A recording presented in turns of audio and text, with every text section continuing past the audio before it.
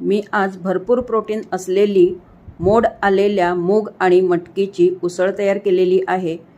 तर त्यासाठी मूग आणि मटकी मी समप्रमाणात घेऊन भिजत टाकून ठेवलेले होते 12 तासासाठी। त्यानंतर 12 तासासाठी बांधून ठेवले आणि मोड आणून घेतलेली आहे। आता एका पॅनमध्ये मी तेल घातलं, त्यामध्ये बारीक चिरून घेतलेला कांदा आणि हिरवी मिरची घातली आणि हिंगसुद्धा घातलेला आहे। आता मसाले घालत आहेत, तिखट, हळद आणि धणे जिरे पावडर।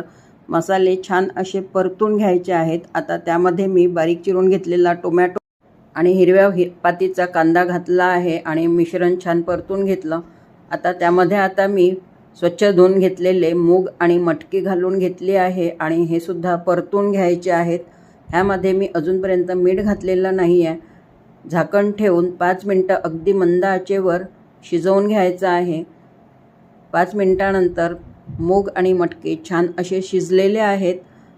त्यामध्ये आता मी चवीनुसार थोडं मीठ घालून घेते आणि पुन्हा झाकण ठेवून मंद आचेवर 2 ते 3 मिनिटं शिजू देणार आहेत। खूप जास्त शिजवायचे नाही आहे। तर मस्त अशी ही उसळ तयार होते। चवीला मी थोडी साखरसुद्धा घातलेली आहे। अगदी थोडं पाणी घालून पुन्हा झाकण ठेवून मी 2 मिनिटं शिजू देणार आहे। डिटेल व्हिडिओ बघण्यासाठी किशोरीज किचन मराठी ह्या माझ्या चॅनलवर जाऊन तुम्ही पूर्ण व्हिडिओ बघू शकता। संपूर्ण रेसिपी बघितल्याबद्दल धन्यवाद।